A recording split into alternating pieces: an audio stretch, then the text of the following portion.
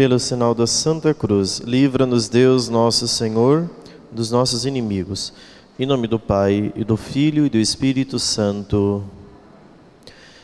Nesta noite de terça-feira, em que nos reunimos para o estudo da nossa fé, queremos pedir a luz do Divino Espírito Paráclito, a fim de que desça sobre nós e possa encontrar no íntimo dos nossos corações a sua morada. Vinde, Espírito Santo, e enchei os corações dos vossos fiéis, e acendei neles o fogo do vosso amor. E enviai o vosso Espírito, e tudo será criado, e renovareis a face da terra. Oremos. Deus, que instruístes os corações dos vossos fiéis com a luz do Espírito Santo, fazei que apreciemos retamente todas as coisas, segundo o mesmo Espírito, e gozemos sempre da sua consolação. Por Cristo, Senhor nosso. Amém. Ave Maria, cheia de graça, o Senhor é convosco. Bendita sois vós entre as mulheres, e bendito é o fruto do vosso ventre, Jesus. Santa Maria, Mãe de Deus, rogai por nós, pecadores, agora e na hora de nossa morte. Amém. Glória ao Pai, e ao Filho, e ao Espírito Santo, como era no princípio, agora e sempre, por todos os séculos dos séculos. Nossa Senhora, Rainha dos Anjos, glorioso São José, Santa Teresinha do Menino Jesus, em nome do Pai, e do Filho, e do Espírito Santo.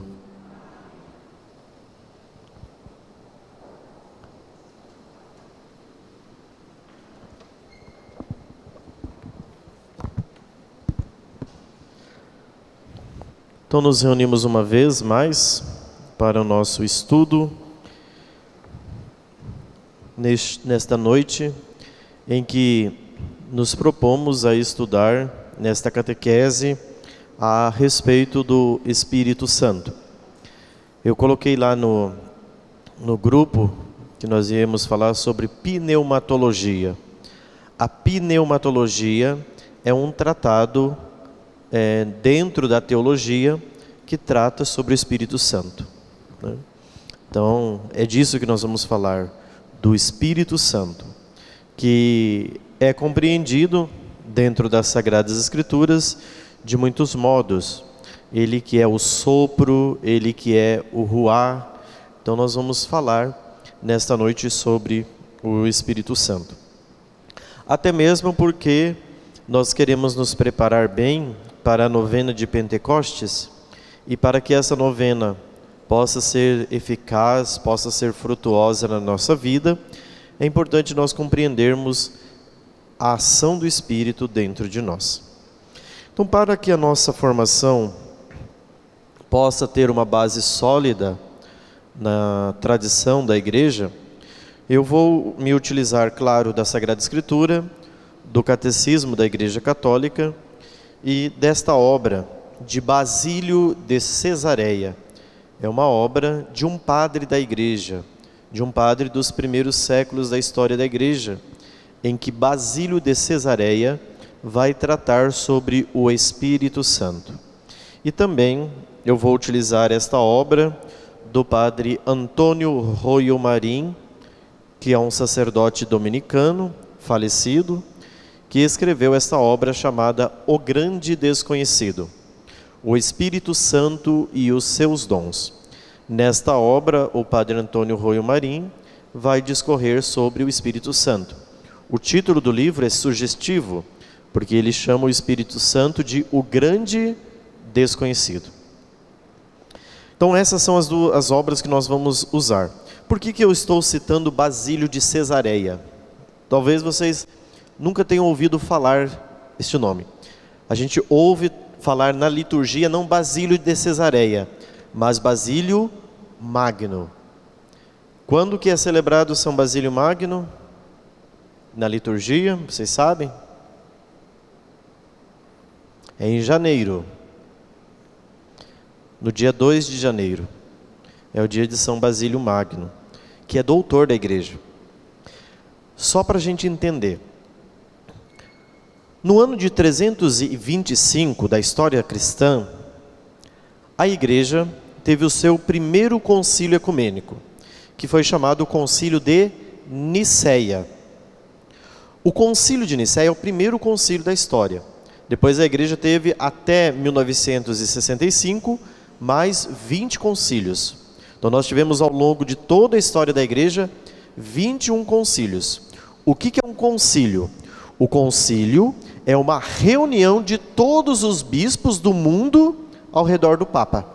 É quando se reúne o Papa e todos os bispos de todas as dioceses do mundo. Isso é um concílio. Por isso não acontece concílio frequentemente. Porque para reunir todo o episcopado do mundo inteiro em Roma é difícil. Primeiro porque é custoso, é caro para acontecer isso. Além também da locomoção e levar esses bispos todos para Roma.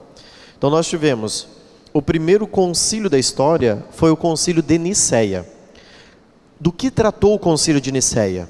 O concílio de Nicéia, nas suas sessões, tratou a respeito da pessoa de Jesus. Então nós tínhamos no contexto do concílio de Nicéia, muitas ideias que nós chamamos de heresia. O que é uma heresia? A heresia é negação de uma verdade da fé. Nesse contexto, haviam muitas ideias que eram contrárias à fé católica. Então o que a igreja faz? Ela convoca um concílio para reunir todos os bispos, juntamente com aqueles homens doutores, peritos e conhecedores, para defender a divindade de Cristo. Porque naquele contexto, haviam muitos que diziam que Jesus não era uma pessoa divina. Ele era uma pessoa humana, que se encarnou, um homem iluminado, tudo, mas não era Deus. Havia outros que diziam que Jesus Cristo tinha se tornado filho de Deus depois do batismo, no Jordão.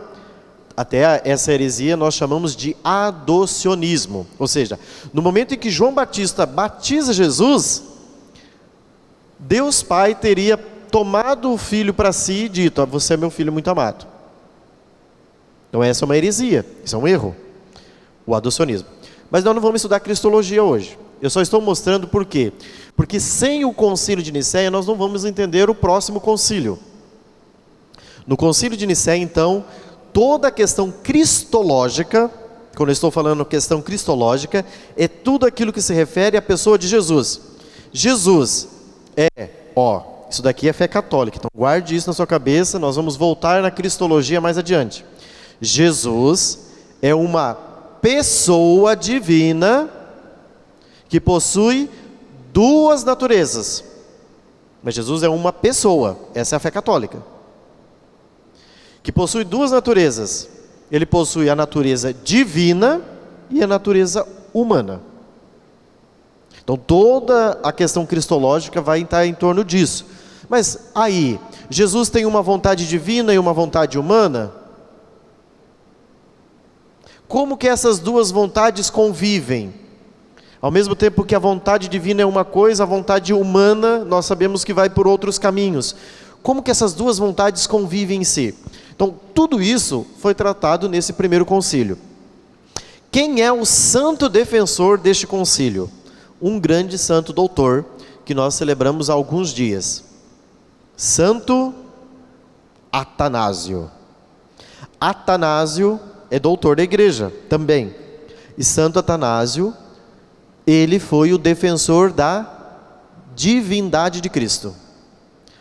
Quando a gente for entrar na cristologia, aí a gente vai conseguir entender melhor. Mas terminou o concílio.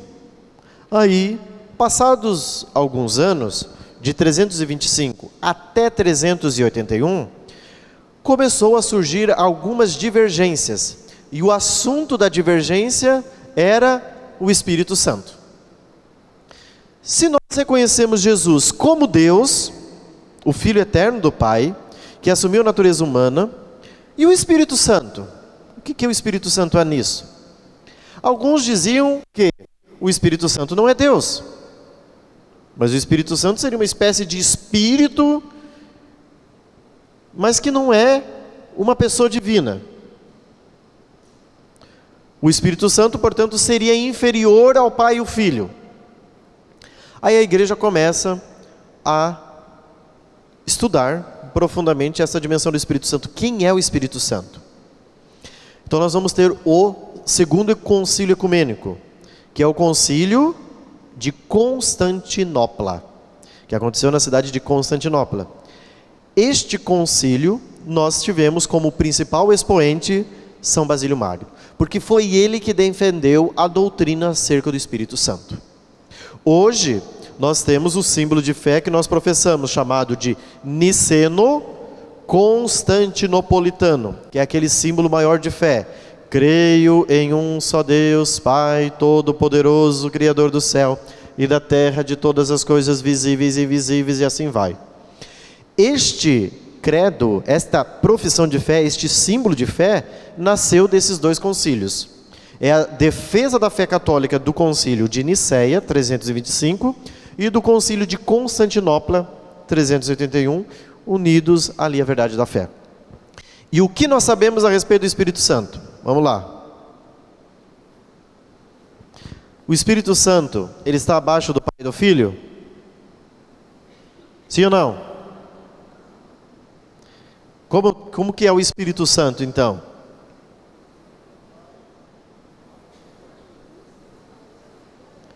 Ele está no mesmo pé de igualdade do Pai e do Filho? Viu? Como vocês não sabem?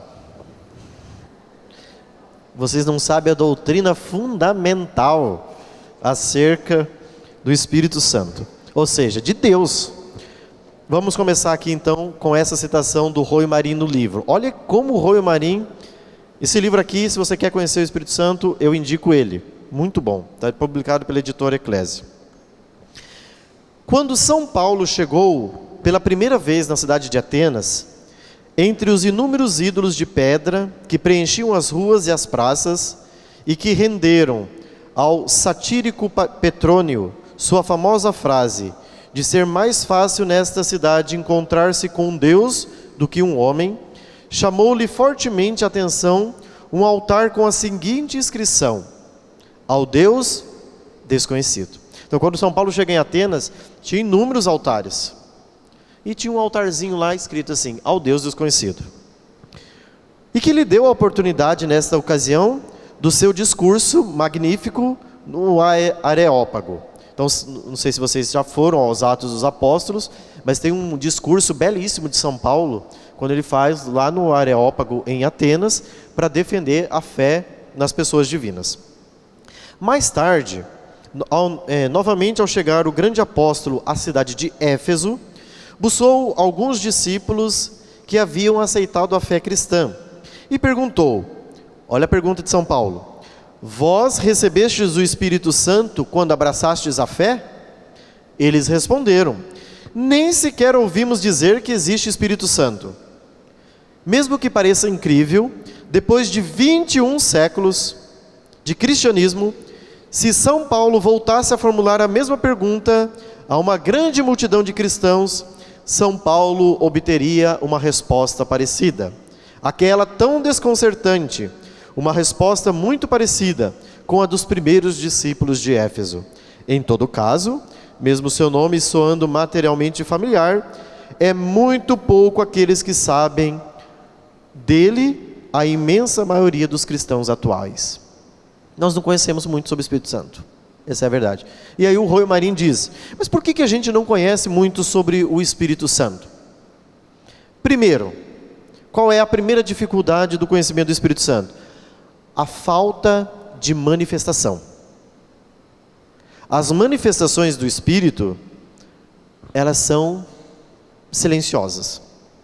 Por exemplo, O Pai, no Antigo Testamento, se revela muito, se revela com uma voz. Então você ouve o Pai falando, fala com Abraão, fala com Moisés, fala com os profetas. Quando chega o Filho, o Verbo eterno, ele não somente tem voz, mas ele também tem um rosto, ele tem uma imagem. Então você vê Jesus. Quando vem o Espírito Santo, aí fica difícil. Porque o Espírito Santo não tem rosto e nem voz. Não existe nenhuma fala do Espírito Santo na Sagrada Escritura. E o Espírito Santo também não tem um rosto. Aí o Royo Marinho vai dizer: as ações do Espírito Santo são manifestas na Escritura em 3 momentos. Primeiro, em forma de pomba. Segundo, na nuvem, quando da nuvem saiu uma voz.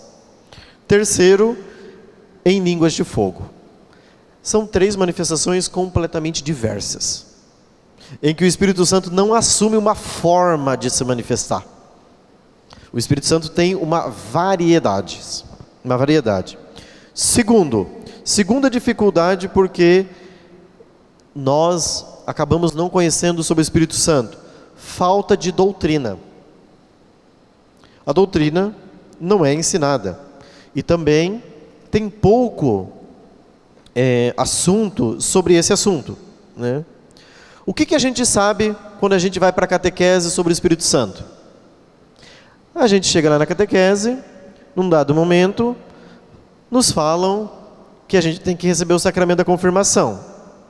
A gente se prepara para o sacramento da confirmação falando o quê? Que o Espírito Santo tem 7 dons. Acabou. É isso. Ou vocês aprenderam alguma novidade estupenda sobre o Espírito Santo? Fora disso que eu falei. Então nós conhecemos isto, que o Espírito Santo,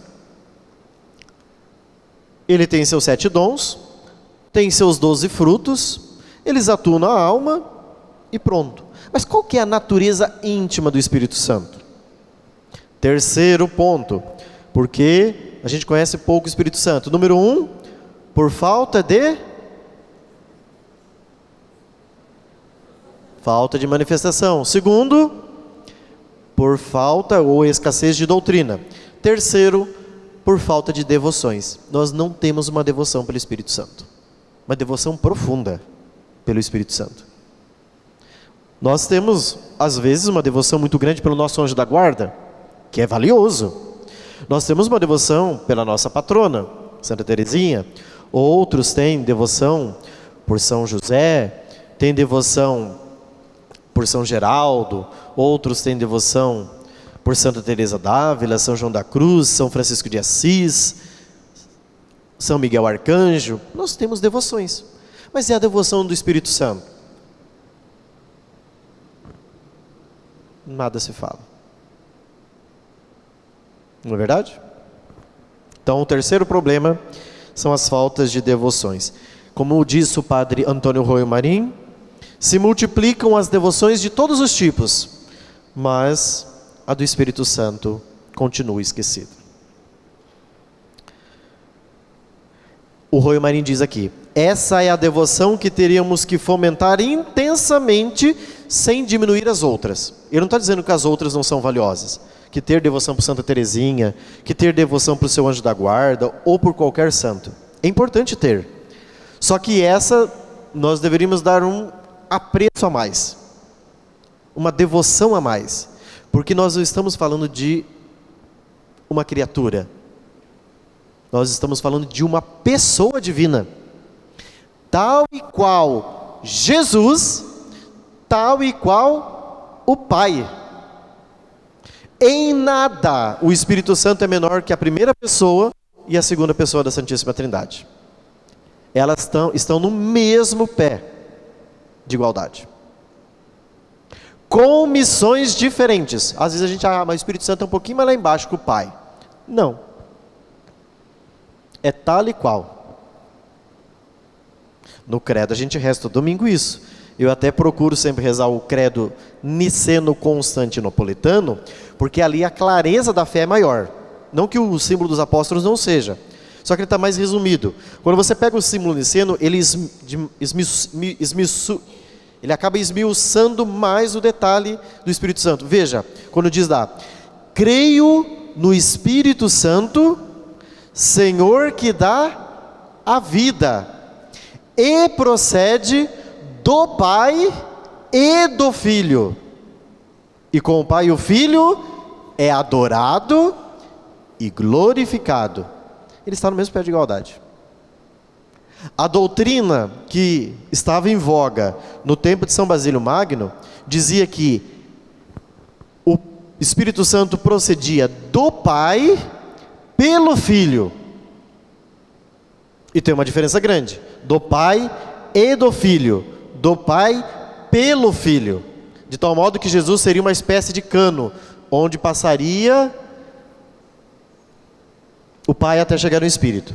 Ele seria só um instrumento. Não, a igreja jogou isso por terra. A igreja defendeu do Pai e do Filho, e com o Pai e o Filho é adorado e glorificado. Ele que falou pelos profetas. Então, quando os profetas estavam falando, era o Espírito que agia neles. Muito bem. Então vejam, vamos fomentar a devoção ao Espírito Santo, começando esse ano com a novena de Pentecostes. Quarto, as consequências funestas é que o Espírito Santo é esquecido, né? Diz o Rui Marinho. De tudo o que acabamos de dizer, é evidente que o Espírito Santo, enquanto Deus, não pode experimentar nenhuma dor ou tristeza. Infinitamente feliz, não necessita de nossa recordação, de nossas homenagens para nada. O Espírito Santo não está triste lá no céu, porque olha, eles falam tanto do Filho, falam do Pai e de mim eles não falam, eu estou esquecido. Não, Ele é Deus, Ele está feliz na eternidade. Só que quem está perdendo com isso? Somos nós. Por quê? Porque a primeira pessoa divina da Santíssima Trindade, o Pai, qual é a missão do Pai? O Pai tem uma missão específica na obra da criação.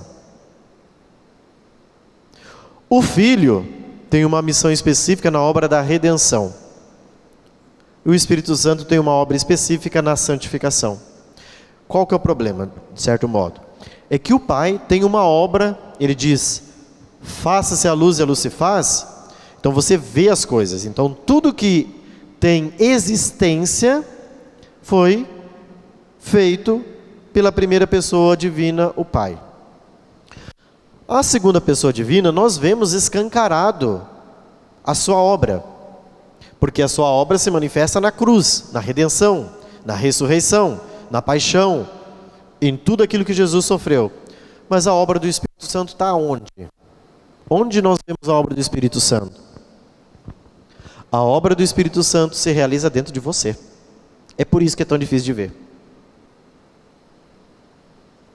Porque a missão específica e própria do Espírito Santo é nos santificar. Então, se você quer ser santo, sem o Espírito Santo não é possível ser santo. Porque quem nos fará santos é a pessoa do Espírito Santo. Ok? Então, vocês viram que nós precisamos trabalhar para que o Espírito Santo seja lembrado. Vamos pegar o Catecismo da Igreja Católica para que as coisas fiquem mais claras.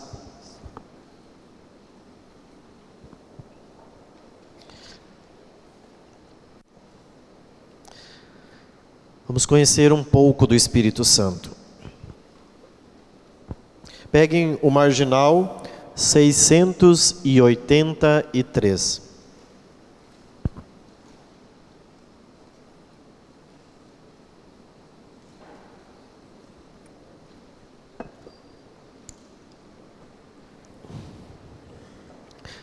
A partir daqui, que é o capítulo 3º, nós iniciamos falando sobre o Espírito Santo, ok?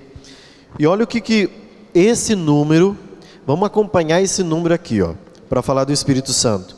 Como esse número, pegue uma caneta nas suas mãos, um lápis, para você riscar e gravar algumas coisas que o texto vai dizer aqui. Talvez uma leitura desatenta não nos faça perceber a grandeza, mas nós vamos tentar tirar muito fruto daqui. Começa o texto citando a carta de São Paulo aos Coríntios, capítulo 1, capítulo 12, versículo 3. Ninguém pode dizer Jesus é o Senhor, a não ser no Espírito Santo. Então, se você diz Jesus é o Senhor, isso precisa ser um movimento do Espírito dentro de você. Ninguém está dizendo o catecismo. Deus enviou aos nossos corações o Espírito de seu Filho que clama Abá, Pai. Na verdade, a palavra Abá significa paizinho, papai. Este conhecimento de fé só é possível no Espírito Santo. Você só vai ter amizade com o Pai com a ação do Espírito. A primeira pessoa divina da Santíssima Trindade também é desconhecida de nós. Se você quer conhecer o coração da primeira pessoa da Santíssima Trindade, é o Espírito Santo que vai te levar lá para dentro do Pai.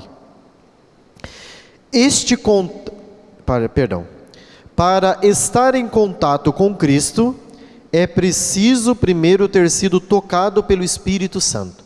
Se você quer ter amizade com a pessoa de Jesus, é o Espírito Santo que vai fazer você ser amigo de Jesus. É Ele que nos precede e suscita em nós a fé.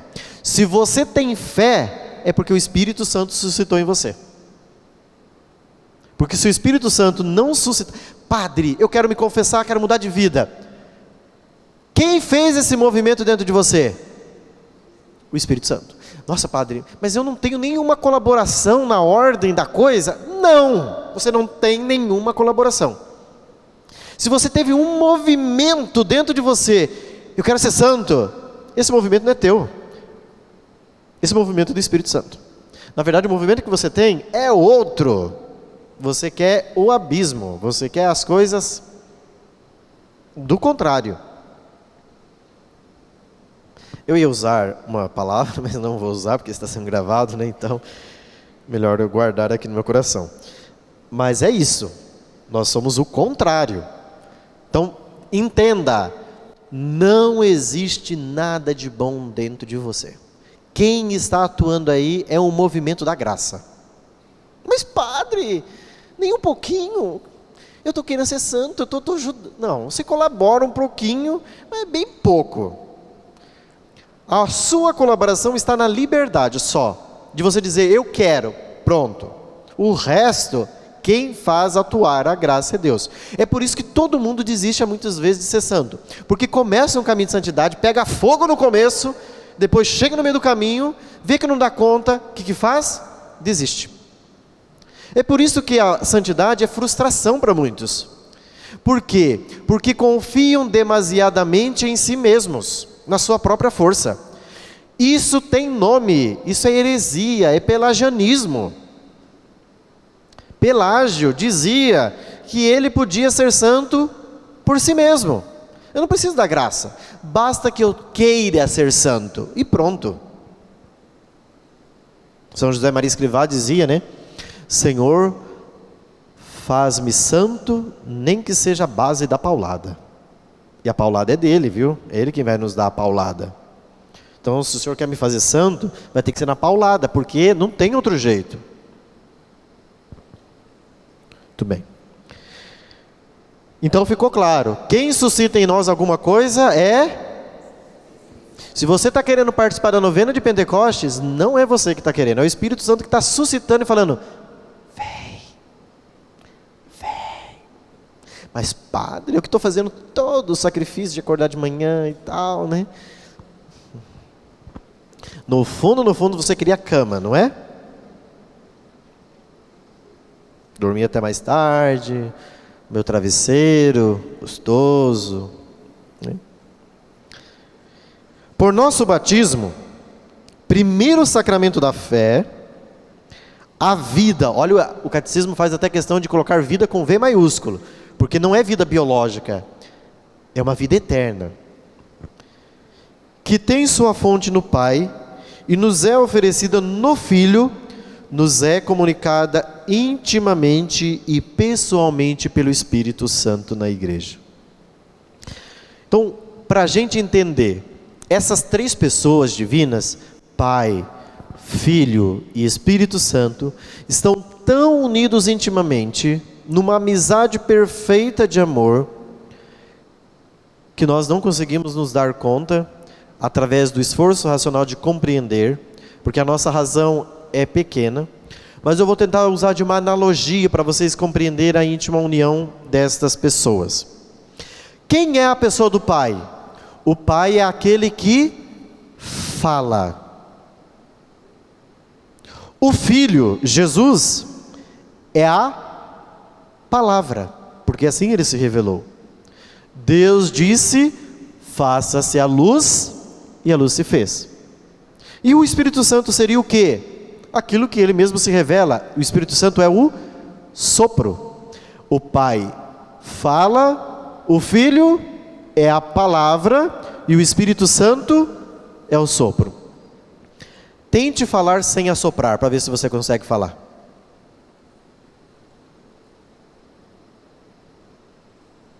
A sua fala, a sua palavra e o sopro estão intimamente unidos. Assim é a missão do Pai, do Filho e do Espírito. Eles estão tão unidos que a obra do Pai é do Filho e do Espírito. A obra do Filho é do Pai e do Espírito. E a obra do Espírito é do Pai e do Filho. Tentaram? Deu para mais ou menos entender? Para ficar mais fácil, porque assim, nós não vamos conseguir adentrar o mistério. Tanto que nós vamos celebrar daqui a alguns domingos, depois de Pentecostes, a solenidade da Santíssima Trindade, que é o mistério de amor. Muito bem, passemos para a outra página do Catecismo. Vamos ler esse capítulo aqui, esse ponto, devagar, para vocês verem como é a união das três pessoas. O batismo nos concede a graça do novo nascimento em Deus Pai. Então grife a palavra Pai aí, olha. Então, no dia do batismo, você recebeu um novo nascimento no Pai, por meio de seu Filho, grifo Filho, no Espírito Santo. Então olha, o Catecismo nos dá uma definição. No dia do seu batismo, você foi imerso na vida de Cristo, no Pai, pelo Filho, na ação do Espírito. Quem mergulhou dentro de você foi a Trindade. O dia que aquela criancinha recebe a água no batismo na cabeça: eu te batizo em nome do Pai, e do Filho, e do Espírito Santo, é um mergulhar da Trindade dentro dele. Pois os que têm o Espírito de Deus, grife o Espírito de Deus, são conduzidos ao Verbo, grifo Verbo. Quem que é o Verbo? Jesus. Isto é, ao Filho. Mas o Filho os apresenta ao Pai, e o Pai lhes dá a incorruptibilidade. Notaram uma coisa que o Catecismo fez aqui? Olha, vamos lá. No batismo, você recebe a vida do Pai pelo Filho no Espírito. Só que daí o Catecismo faz o inverso depois. Pois os que têm o Espírito de Deus são conduzidos ao Verbo, segunda pessoa. E aqueles que são conduzidos ao Verbo, ao Filho, entram na incorruptibilidade do Pai. Então tem um caminho de descida e um caminho de volta. Se você quer ir para o seio da primeira pessoa da Santíssima Trindade, o Pai, você precisa do Espírito Santo. Se você quer entrar na intimidade do Filho, você precisa do Espírito Santo. Portanto, olha o Catecismo: sem o Espírito não é possível ver o Filho de Deus, e sem o Filho ninguém pode aproximar-se do Pai, pois o conhecimento do Pai é o Filho, e o conhecimento do Filho de Deus se fez pelo Espírito Santo. Que magnífico! Só isso daqui, vocês podem ler, reler e entender. Isso aqui é um mistério da Santíssima Trindade no íntimo das almas, daqueles que buscam a santidade e querem ter intimidade com as pessoas divinas. Sem o Espírito Santo, você não vai conseguir ser íntimo do Filho e ser íntimo do Pai. Porque é Ele que opera essa obra. Tá tranquilo? Ou está gastando muito cérebro, muitos neurônios? Vamos tentar seguir, e aí nós vamos segurando a coisa aí, né? 684. O Espírito Santo, por sua graça, é primeiro no despertar de nossa fé e na vida nova que é conhecer o Pai e aquele que Ele enviou, Jesus Cristo. Então, olha, o Espírito Santo é o primeiro. Eu quero ser santo, eu quero ser católico. O Espírito Santo já chegou primeiro que você, perdeu a corrida. Ele é o primeiro que desperta a nossa fé. Então, qualquer movimento que você tenha, esse movimento foi provocado por Ele. Todavia, é último na revelação das pessoas da Santíssima Trindade. Embora Ele seja o primeiro a despertar a fé, na revelação das 3 pessoas divinas, Ele foi o último. Porque primeiro o Pai fez a obra da criação, o Filho nos salvou e o Espírito nos santifica. Ele é o primeiro que desperta, mas é o último que se revela. São Gregório de Nazianzeno, o teólogo, explica esta progressão pela pedagogia da condescendência divina, né? Então, só uma breve explicação. Gregório de Nazianzeno, ele é um padre chamado um padre da Capadócia, junto com Gregório de Nissa e São Basílio Magno. Os 3 são os defensores do Espírito Santo. O maior deles é o Basílio Magno. Mas esses 3 foram aqueles que defenderam a doutrina do Espírito Santo no concílio de Calcedônia. Memória, hein? Então, no concílio de Calcedônia, nós temos ali claramente a defesa da fé na doutrina do Espírito Santo, através de 3 padres capadócios, que são eles: Gregório de Nazianzeno, Gregório de Nissa e Basílio Magno. Magno, a palavra magno é sempre o grande. Então são esses os 3 defensores da doutrina do Espírito Santo. Depois nós vemos aqui, então, uma citação no Catecismo, para ele nos mostrar como é essa condescendência, ou seja, como Deus vai se revelando ao longo da história da salvação. Aí o Catecismo cita o 685. Crer no Espírito Santo é, pois, professar que o Espírito Santo é uma das pessoas da Santíssima Trindade. Então, saiba a doutrina. O Espírito Santo é uma pessoa divina da Santíssima Trindade, consubstancial ao Pai. O que significa essa palavra? Da mesma substância. Nós temos a mesma substância de Deus? Sim ou não? Não. A nossa substância é humana. Substância é sinônimo de essência, de natureza. Você vai ouvir. Qual que é a sua natureza? Natureza humana. Qual que é a sua substância humana? Qual que é a sua essência humana? Então, isso é a mesma palavra, são sinônimas. Nós não temos a mesma essência, substância de nenhuma das pessoas divinas. Mas o Pai, o Filho e o Espírito, eles têm a mesma essência, a mesma substância, a mesma natureza. É por isso que se tratou do mistério divino do Espírito Santo na teologia trinitária. Aqui, portanto, só se tratará do Espírito Santo na economia divina. Deixa eu explicar isso aqui para vocês, né? Economia divina, o que significa essa palavra? Nós não estamos falando de economia, né? No sentido monetário, no sentido de dinheiro. Quando você encontrar no Catecismo da Igreja Católica a palavra economia, ela se refere a tudo aquilo que Deus faz para nos salvar. Quais foram os meios encontrados por Deus para nos salvar? Então, é o que Deus faz para governar a sua casa. Isso é economia divina. Mas aí dentro do Tratado da Trindade tem uma questão. O que nós sabemos da Trindade? Nós só sabemos da Trindade aquilo que foi revelado, certo? Aquilo que não foi revelado, nós não sabemos. Então, a economia divina é tudo aquilo que Deus revela, tudo aquilo que Deus faz para nos salvar. Mas Deus revelou tudo aquilo que Ele é? Não.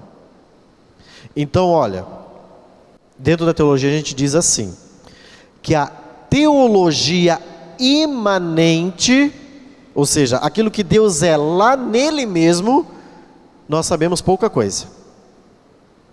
Nós só sabemos de Deus através do quê? Das suas ações. As suas ações são reveladas na história. Vocês estão olhando para mim assim que... Vamos lá, vou tentar usar de um exemplo. Padre Rogério está aqui, diante de vocês. Aquilo que vocês sabem de mim é aquilo que eu revelo a meu respeito. Através das minhas ações, através daquilo que eu falo. Mas aquilo que está dentro de mim, no meu íntimo, vocês não conhecem. Vocês só conhecem se eu revelar. A mesma coisa é Deus.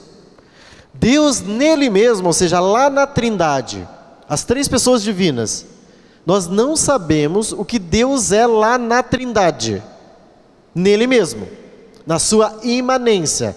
Nós só sabemos aquilo que Deus é a partir do momento em que Ele se revela. Portanto, Ele nos dá a conhecer. O que Ele nos deu a conhecer está na Sagrada Escritura, está através das suas manifestações. Mas nós podemos saber alguma das coisas que estão lá na imanência de Deus? Sim ou não? Sim. Claro, Ele revelou. Como que nós não sabemos? Existem coisas que nós sabemos e coisas que nós não sabemos. O que nós sabemos? Um dado. Que só existe uma pessoa divina que tem uma característica peculiar. O Pai. Lá na relação das pessoas divinas, só a primeira pessoa divina é chamada de Pai. As outras não são. A segunda pessoa divina da Santíssima Trindade não é chamada de Pai, é chamada de Filho. E a terceira pessoa divina é chamada de Espírito Santo. Então, embora haja uma igualdade, também existem algumas missões diferentes dentro da própria vida trinitária. Porque o Espírito Santo não é chamado de Pai. Só o Pai é chamado de Pai. Por que o Pai é chamado de Pai? Porque assim Ele se revelou. Jesus disse: quando orardes, dizei, Pai. Nunca ninguém tinha se referido a Deus por Pai, antes de Jesus.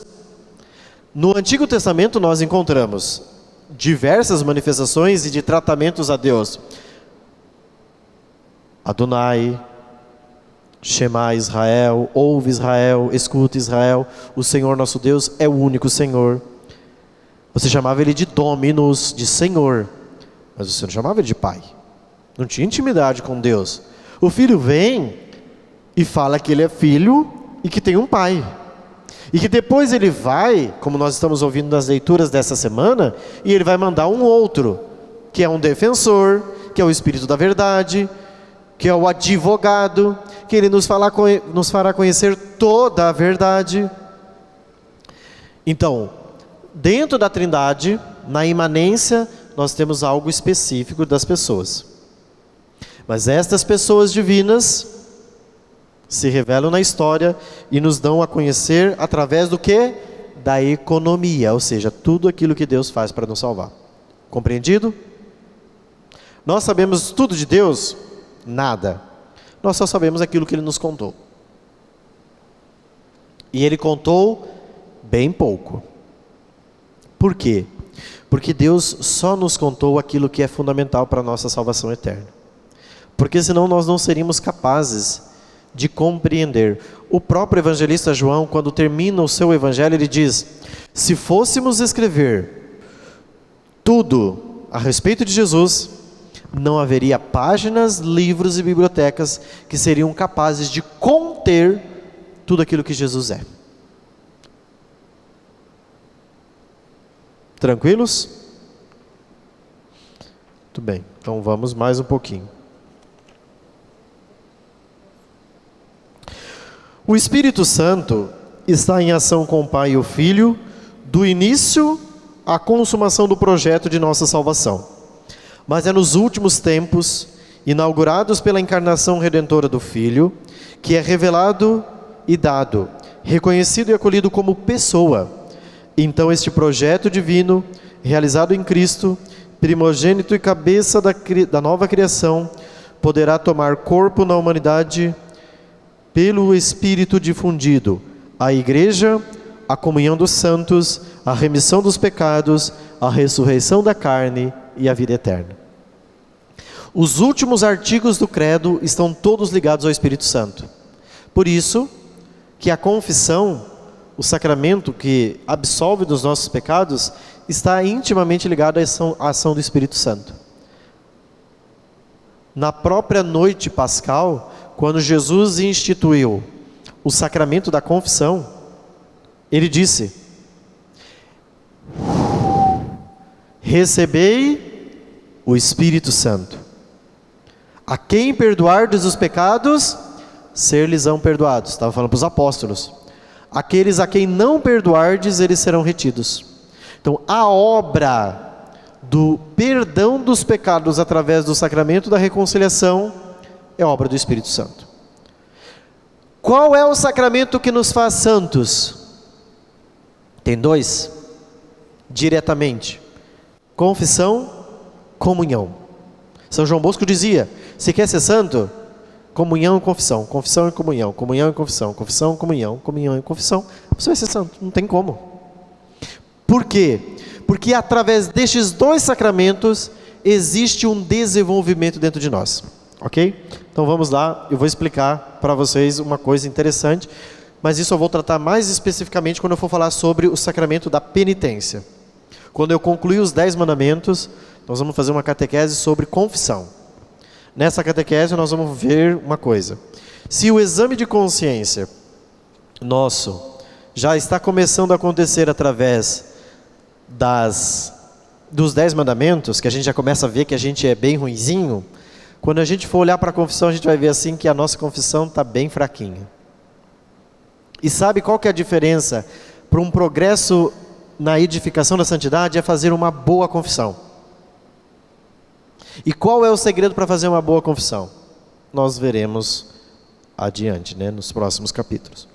Mas uma coisa é fato: na confissão você recebe o quê? Qual que é a obra específica da confissão?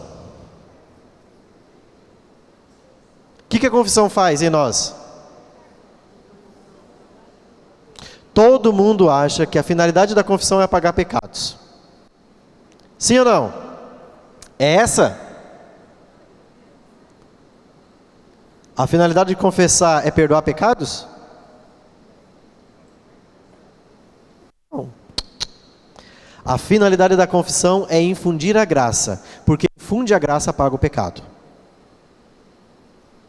Porque às vezes a gente tem uma ideia da confissão que, eu fui lá confessar, o padre me disse: eu te absolvo dos teus pecados. É como se um anjo fosse lá, no apagador do céu e...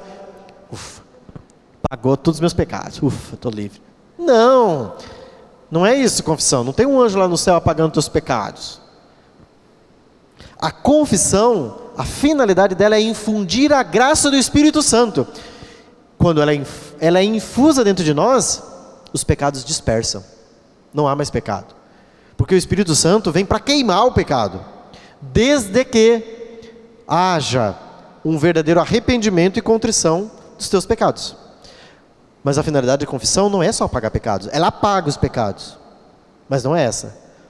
é infundir a graça, ou seja, fazer com que o Espírito Santo comece uma transformação dentro de nós. E isso você precisa dizer: eu sei que ao me levantar daqui deste confessionário, eu estarei mais forte. Por quê? Porque eu conto com o auxílio da graça, que está infusa dentro de mim. É muito estranho que uma pessoa se diga amiga do Espírito Santo e não goste de confessar. Não goste de confissão. Por quê? Porque a obra íntima do Espírito dentro de nós se dá através da confissão e da comunhão. Olha aqui o que o Catecismo diz. O Espírito se difunde através da igreja, que é una, santa, católica e apostólica, na comunhão dos santos, ou seja, na amizade com os santos, na remissão dos pecados, na ressurreição da carne, porque essa é a obra do Espírito, e na consumação da vida eterna. Portanto, fica evidente que nós precisamos ser mais amigos do Espírito. Quem não gosta de confessar, vai pedindo ao Espírito Santo que te dê a graça de gostar de confessar. Sabe por quê, gente? São João Paulo II, grande Papa, que todos nós tivemos a oportunidade de conhecê-lo, né? Se não todos, a maioria. São João Paulo II, ele se confessava semanalmente. E o que você pode se perguntar, né? De alguém que se confesse toda semana, né? Meu Padre do céu, o que fazer de para se confessar tanto? Mas não é só João Paulo II. Você vai encontrar todos os santos na história da igreja, confissão frequente. Porque eles sabem que sozinhos não dão conta. E qual é o meio, o organismo para infundir a graça? A confissão. A confissão infunde a graça e faz com que você torne-se mais robusto, mais forte para combater o pecado. O que São João Bosco fazia para os meninos que sofriam com pecados da ordem da sexualidade? Pecado contra o sexto mandamento que nós vamos tratar. São João Bosco dizia: vão para a confissão, recorram ao sacramento da confissão, vocês só vão se tornar robustos com a graça. Vai para a confissão, vai para a Eucaristia com fé. Nós vamos tratar disso melhor depois. Mas nós vamos encontrar na missão do Espírito Santo esta obra. Certo? Artigo 8º. Creio no Espírito Santo, né? Agora aqui o Catecismo da Igreja Católica vai mostrar como o Espírito Santo se manifesta na Escritura, que são raríssimas as exceções que o Espírito se manifesta, né? O que está em Deus, ninguém o conhece senão o Espírito de Deus. Foi o que eu já falei. O que está lá em Deus, só o Espírito Santo conhece. Então nós não temos condições de conhecer o que está lá em Deus. Assim como você não tem condições de conhecer né, você está casado com a tua esposa. Você olha para a tua esposa, mesmo que você esteja casado há 50 anos com aquela mulher, você não é capaz de saber o que está passando na cabeça dela. Você pode ter alguma intuição. Ah, mulher, já sei o que você está pensando, né? Está sorrindo assim porque quer comprar geladeira, né? Pode ser. Mas é uma intuição, você não sabe se no fundo isso é verdade. Por mais que você esteja casado há 50 anos, nossa, eu conheço ele por um piscar. Lá na intimidade você não sabe. O que passa lá no profundo, não. Assim também, nós não sabemos de Deus. Quem nos dá a conhecer isso? O Espírito. Ora, seu Espírito que o revela, nos dá a conhecer Cristo, seu Verbo, sua palavra viva, mas não se revela a si mesmo. Então olha que interessante, o Espírito Santo não fala nada dele. Ele fala do Pai e do Filho, mas não fala dele. Se você vai conhecendo Jesus, se apaixonando por Jesus, quem está fazendo isso? O Espírito Santo. E ele não está com ciúmes não, gente. Porque a missão dele é fazer com que você ame o Pai e o Filho. Porque amando o Pai e o Filho, você o ama também. O que o Pai faz na eternidade? Uma pergunta interessante. O que Deus fica lá fazendo na eternidade, quando nós estamos aqui, se lascando, passando com dificuldades? O que o Pai está fazendo lá na eternidade, Padre? Já se fizeram essa pergunta? que Deus Pai faz na eternidade? Primeiro, Deus não está na ordem do tempo. Não é o que Ele está fazendo ou o que Ele faz, o que Ele é. Porque o antes, o presente e o depois está no tempo. Deus é atemporal, Ele está fora do tempo. Em Deus não há tempo.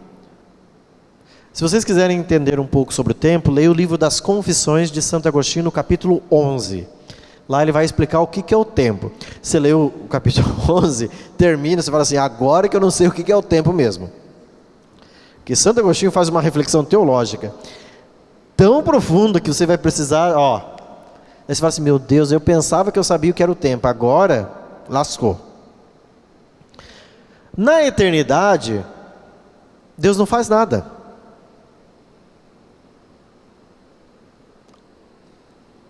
O que Ele está lá, então? Na eternidade, o Pai ama o Filho. Ponto. Mas Ele passa o tempo inteiro amando? Sim. O Pai ama o Filho.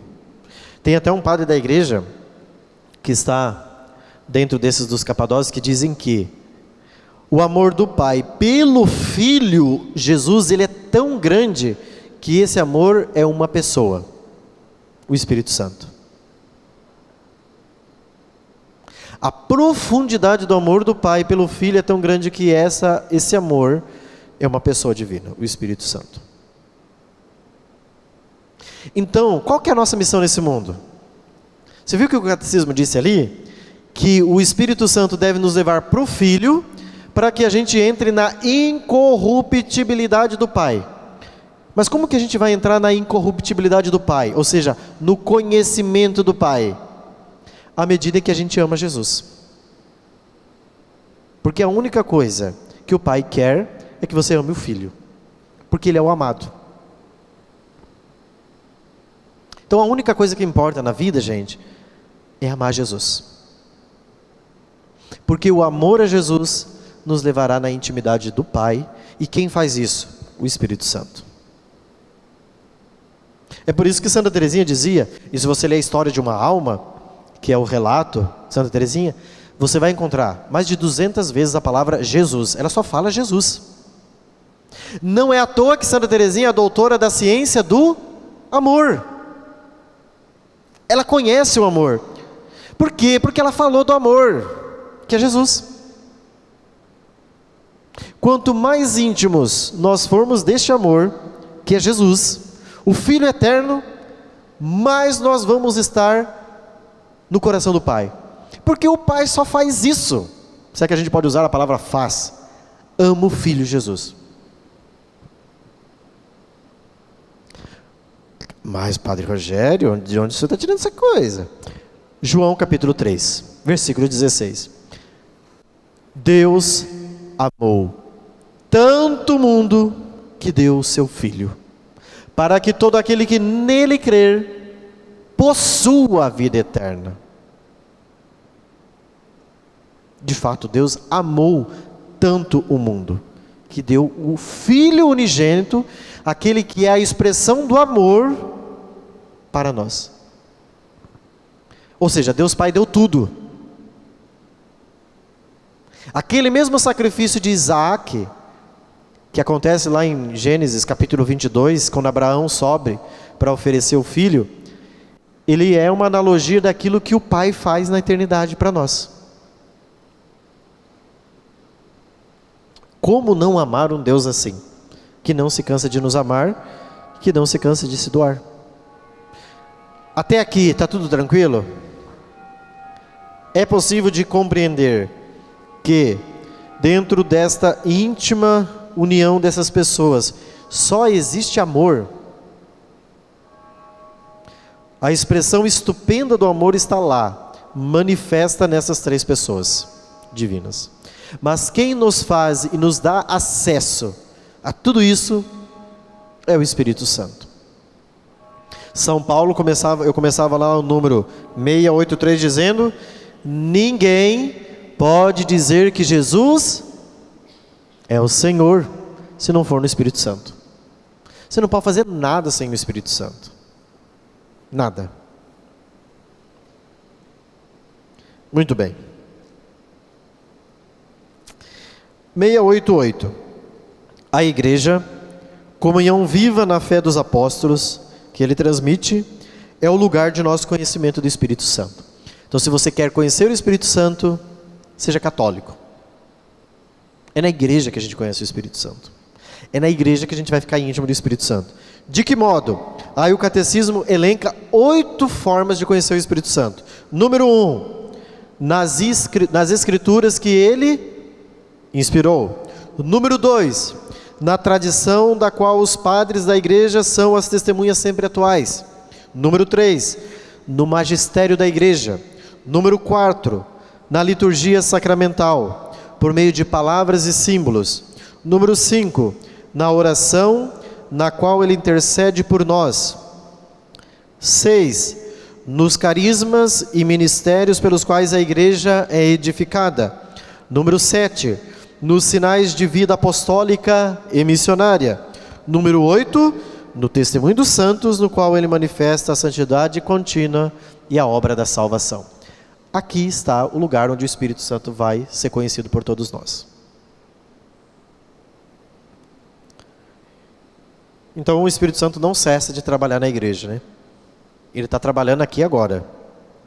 Ele não para de trabalhar. Para quê? Para fazer com que a gente ame Jesus. Só. Por que eu falei para nós fazermos a novena de Pentecostes com adoração?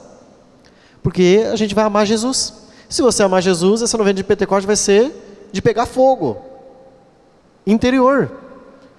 Por quê?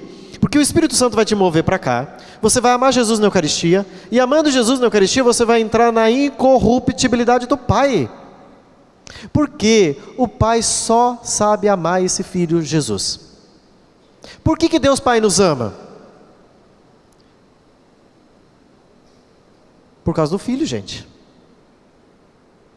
E por causa do Filho Jesus que nós somos amados pelo Pai. Porque a partir do batismo, nós nos tornamos um com o Filho. E quando Deus nos vê, Ele não nos vê, Ele vê o Filho Jesus, a quem Ele ama muito. Ai, Pai, mas Ele não olha para mim com amor? Você é uma criatura, entendeu? Como qualquer outra criatura da face da terra.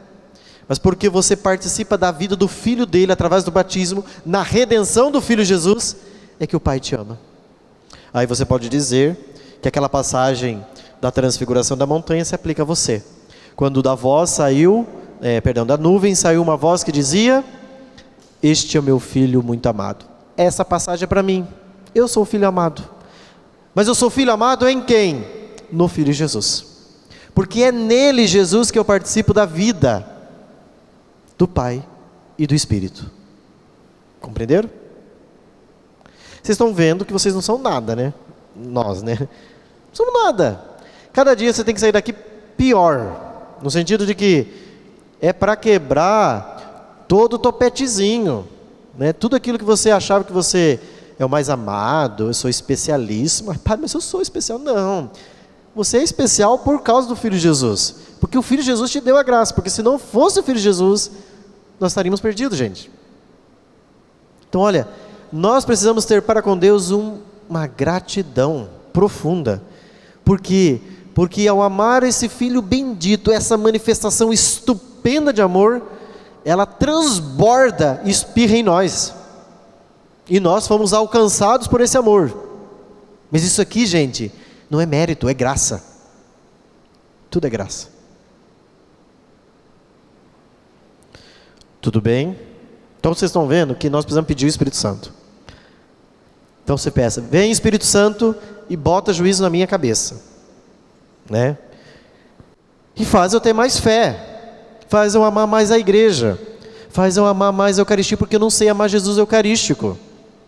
Peça isso para Ele, porque isso é o que Ele quer fazer, gente. Santo Tomás de Aquino diz que existem alguns pedidos que são infalíveis. Se você pedir, Deus te dá. O primeiro deles é a fé. Peça e ele vai te dar de caminhão. Peça. Confia. Mas não é somente uma confiança humana. É um abandono. Isso é fé. Porque às vezes a gente tem uma ideia protestante de fé. Qual que é a ideia do Martim Lutero de fé protestante? Fé é confiança. Não! Isso é protestantismo. Fé não é isso, fé teologal.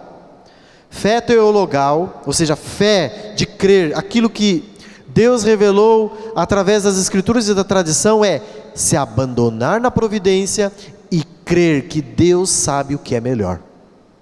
Aí eu vou ter uma confiança e vai dar certo. Isso é protestantismo, cuidado. Que tubeira o protestantismo e não a fé católica. Fé teologal é abandono. O Senhor está aqui, é que nem Abraão. Vai lá, leva o teu filho para sacrificar lá, Abraão. O que ele faz? Cata o filhinho, vamos lá. Pega a faca e vamos subir para o sacrifício. O que vai dar? Aí eu vou confiar que vai dar certo. Não. Ele já estava para sacrificar o filho. E colocar a faca para oferecer o filho em sacrifício. E Deus interviu por meio do anjo. Ele se abandonou. Deus pediu, agora eu tenho que acatar. Isso é fé teologal. É mais abandono, é o lançar-se na mão de Deus e se entregar confiadamente, confiantemente. Por isso que nós vamos pedir o Espírito Santo, né? Vinde que nos governe. Depois nós temos muitas coisas bonitas para tratar aqui a respeito do Espírito Santo, que a gente pode voltar a falar numa aula lá no futuro, que a aula de hoje vai se chamar Pneumatologia 1. Tem mais pneumatologia, vai ter pneumatologia 2, 3, 4, 5. Mas nós vamos começar essa, vamos fechar esse capítulo, vamos voltar para os mandamentos e vamos sequenciar, depois a gente volta. Mas dentro dessa missão do Espírito Santo, olha o que o Catecismo diz no 689. A missão conjunta do Filho e do Espírito. Então o Catecismo vai mostrar para nós agora como que as pessoas divinas atuam na obra. Depois, no 691, o nome próprio do Espírito Santo. Quais são os nomes do Espírito Santo, né? Como o Espírito Santo é chamado. Depois, as denominações do Espírito Santo. Ele é denominado Paráclito, Advogado, Consolador, Espírito da Verdade, Espírito de adoção, Espírito da promessa, Espírito de Deus, Espírito do Senhor, Espírito de Cristo, Espírito da glória. Quais são os símbolos do Espírito Santo? A água, 694, 695, a unção, 696, o fogo, 697, a nuvem, 698, o selo, 699, a mão, 700, o dedo, 701, a pomba. Então nós temos aí diversas realidades materiais que de alguma forma concretizam a ação do Espírito Santo.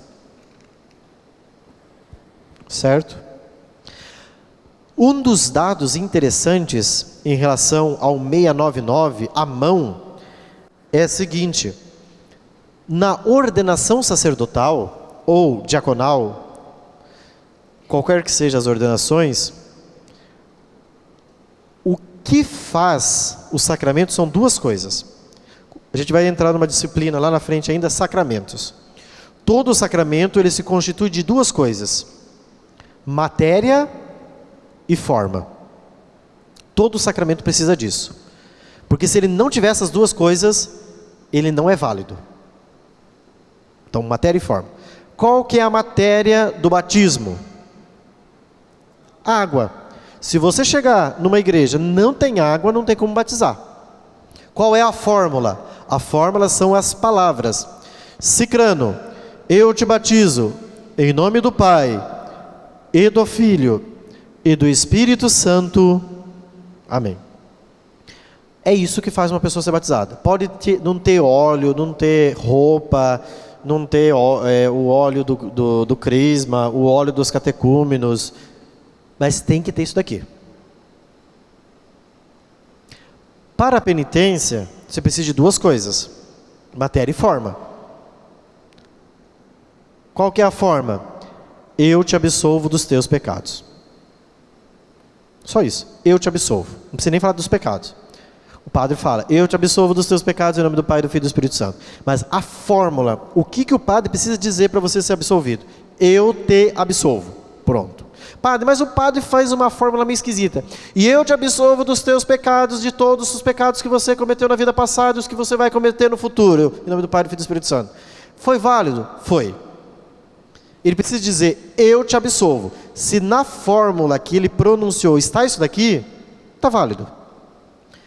Agora, se ele disse: eu te perdoo dos teus pecados, sua absolvição foi inválida. Não houve sacramento. Então esteja com a orelha em pé. Eu te absolvo dos teus pecados. Pronto. Ele precisa dizer isso. Se ele não disser isso, a sua confissão não foi válida como sacramento. Mas não é só feito de forma. A confissão pode ter um defeito não somente pelo ministro que fez uma má absolvição, mas pode ser pelo fiel que não fez aquilo que é fundamental para a confissão. Qual que é a matéria da confissão?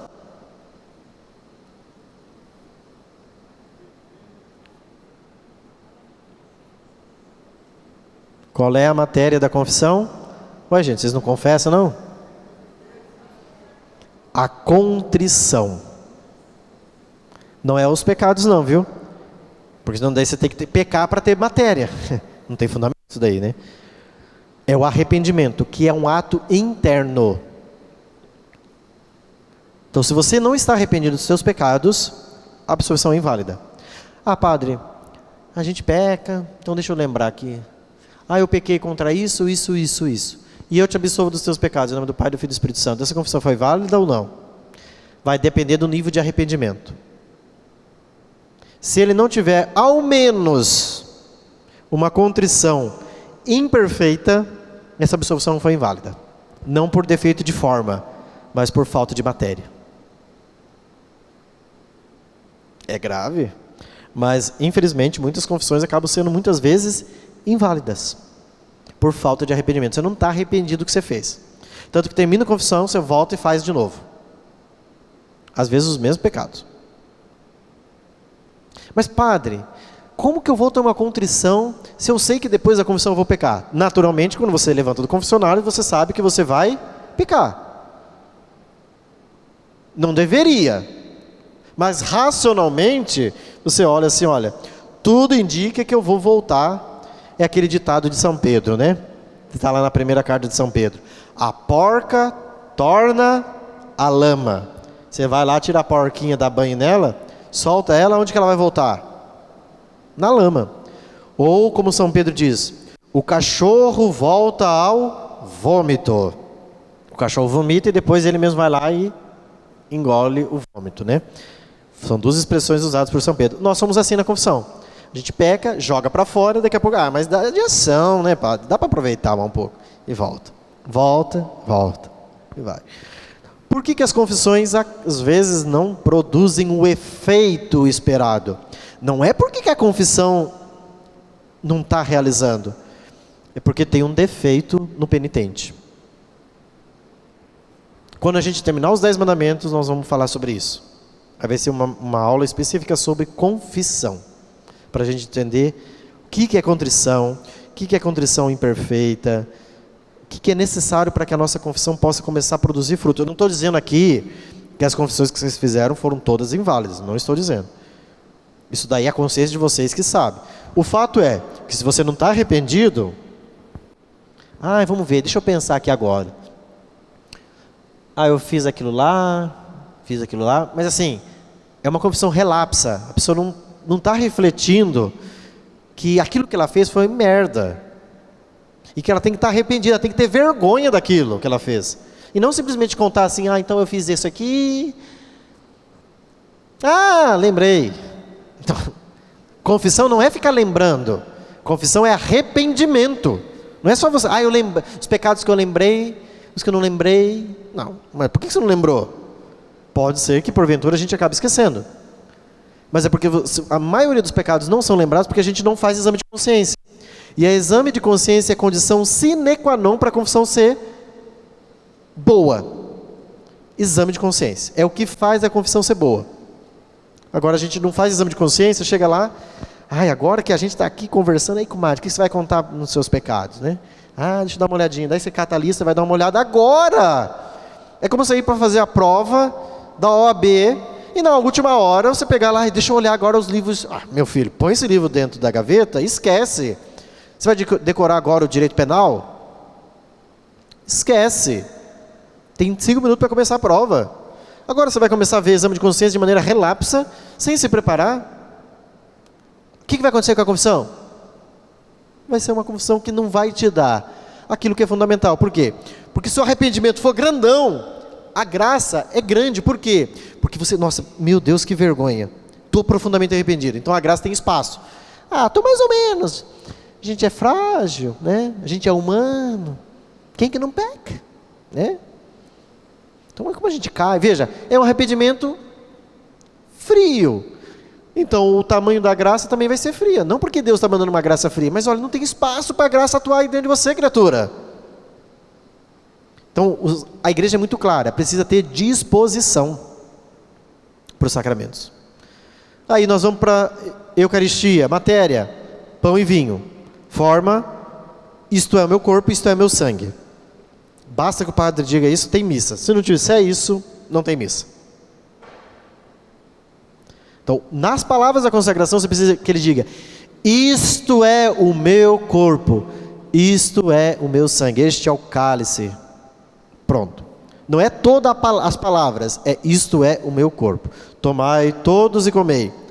Fórmula: isto é o meu corpo. Se ele não disser isso, aquilo ali não é corpo de Cristo. É pão, não é corpo de Cristo. Se ele não disser, isto é o meu sangue, não é sangue de Cristo. Aquilo é vinho. Mas padre, eu estou com fé que está. Você pode ter fé, você pode ser quem você for. Não tem. Porque depende das duas coisas, matéria e forma. Se nós tivermos ali vinho azedo, ou seja, vinagre, teve missa? Não. Você não participou de missa, você participou de uma celebração da palavra. Com a administração da Eucaristia, porque se ele consagrou validamente a hóstia, ali teve corpo de Cristo. Mas para ter missa precisa ter sacrifício.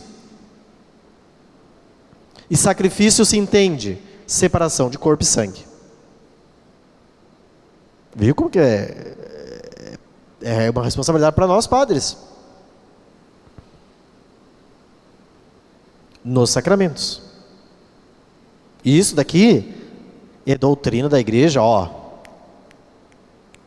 Vai lá, pega o Denzinger, que é um livro dessa grossura assim, de todos os documentos dos concílios da história da igreja. Lá estão as afirmações. Denzinger. Todas as afirmações do Concílio de Trento, o Concílio de Calcedônia, em todos os concílios da história. Certo. Mas eu queria falar, estou falando tudo isso, dos sacramentos, por causa da mão, né? No sacramento da ordem, a mão é matéria para o sacramento. A mão do bispo. Por quê? Porque o que faz um padre ser ordenado padre são duas coisas: imposição das mãos e oração consecratória. Então é aquele momento que o bispo vem, põe as mãos, ele se afasta e faz a oração consecratória sobre aquele que vai ser ordenado. Se ele não fizer a imposição das mãos, não é ordenado. Não tem ordenação. Pode ter a missa inteira, bonita, cantado, a gente bate palma, a gente se alegra, que lindo! Se ele não impôs as mãos e não fez a oração consecratória, não tem padre. E tudo aquilo que ele vai celebrar não será válido, porque não é sacerdote.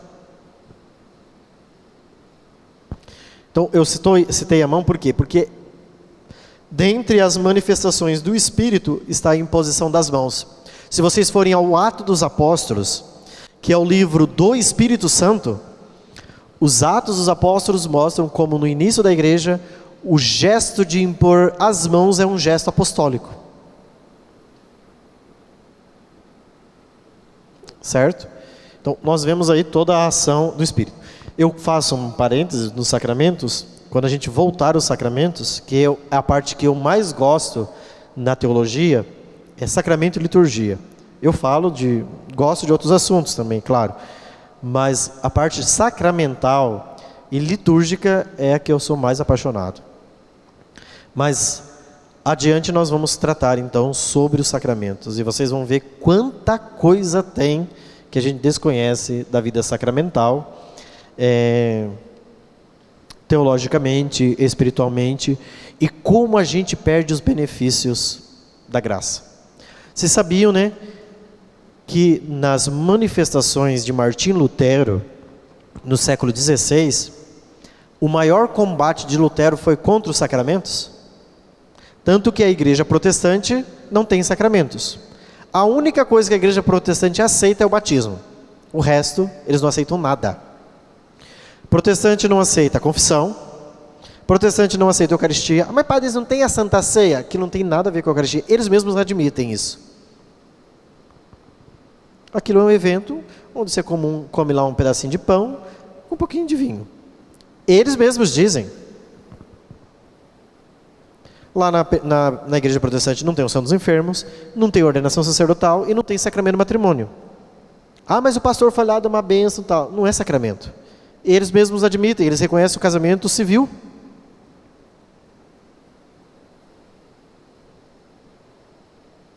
A doutrina sacramental católica é inexplicável pela riqueza. E quem instituiu os 7 sacramentos? Jesus. Vou mostrar lá na frente, vou provar. Todos os sacramentos foram instituídos por Cristo. E os protestantes negam aquilo que foi instituído por Cristo, que é um meio de a gente alcançar a graça e a salvação. Então, gente, nós precisamos redescobrir a beleza dos sacramentos. Precisamos redescobrir muita coisa, né? A beleza de ser católico, a beleza de amar a vida dos santos, mas como a gente precisa recobrar a vida sacramental, a vida litúrgica, né? Muito bem, o último ponto que eu quero tratar, para que a novena de Pentecostes seja frutuosa. Como que a gente faz para o Espírito Santo agir na nossa alma? Não seja um obstáculo para o Espírito Santo. É isso que o Roy Marin diz. Na página 113 ele diz: se nós queremos deixar que o Espírito Santo realize uma obra na nossa alma, o que você vai pedir nessa novena de Pentecostes? 2 coisas: virtudes e dons do Espírito Santo. Porque através das virtudes, Deus começa a operar em nós de maneira sobrenatural. Através dos dons, Deus começa a nos mover e fazer em nós uma grande transformação interior. Então aqui está a excelência. Que essa novena de Pentecostes possa nos ajudar, enriquecer as nossas almas e fazer uma transformação dentro do nosso ser, dentro da nossa vida. Eu peço a vocês, a partir de amanhã nós vamos publicar um vídeo, né, para divulgar a novena de Pentecostes, que vocês divulguem, vou colocar lá na Catequese com Pároco, convide mais pessoas para participar. Por que eu coloquei de madrugada? Porque as disposições são melhores. A gente vence o travesseiro, vence a cama, tem mais disposição interior para lutar, porque de tarde a gente já está com o corpo mais cansado por muitas informações do dia. Então, é aquilo que o padre Jonas Abib dizia, né? Todas as manhãs a gente poderia levantar e dizer: Espírito Santo, o que nós vamos fazer hoje? Muito significativo isso que o Monsenhor Jonas dizia. O que nós vamos fazer hoje, Espírito Santo? Porque eu não vou fazer nada que presta por minha conta. Então eu preciso do Senhor. O Senhor é aquele que dá a vida. Então se eu quero vida verdadeira, eu preciso do Senhor. Peça o Espírito Santo. Indique para outros irmãos, vamos fazer essa novena de Pentecostes. Vamos pedir o Espírito Santo para que Ele faça uma verdadeira transformação nos nossos corações. Mas padre, e se eu chegar no final da novena de Pentecostes e parecer que a coisa está no mesmo lugar? Tá bom. Deus, como diz uma das orações de coleta, Deus já começou uma obra em nós. O salmo de hoje até refletia na homilia hoje. O salmo dizia: completai em mim a obra começada. O Espírito Santo vai começar uma obra em você.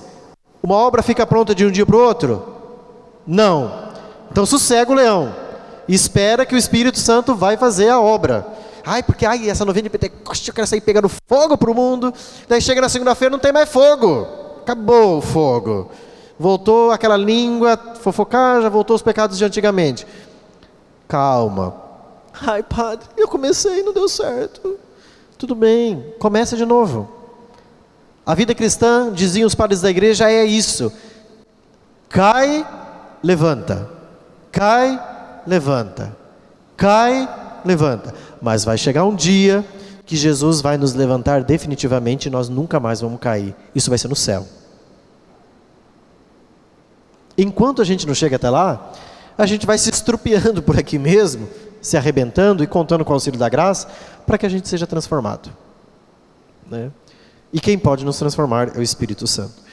Por isso o Salmo diz: completai em mim a obra começada. Vossa bondade é para sempre. Eu vos peço, ó Senhor, não deixeis inacabada esta obra que começaram as tuas mãos.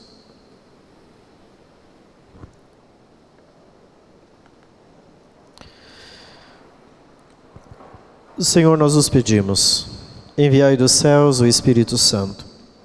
Derramai também profusamente sobre o coração destes vossos filhos.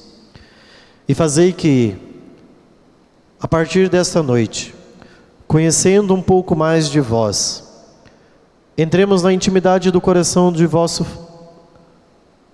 Jesus, o Senhor, aquele que nos dá a intimidade do coração do Pai.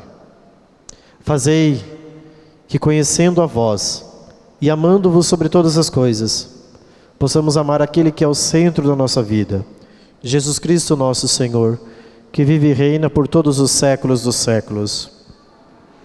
Glória ao Pai, ao Filho e ao Espírito Santo,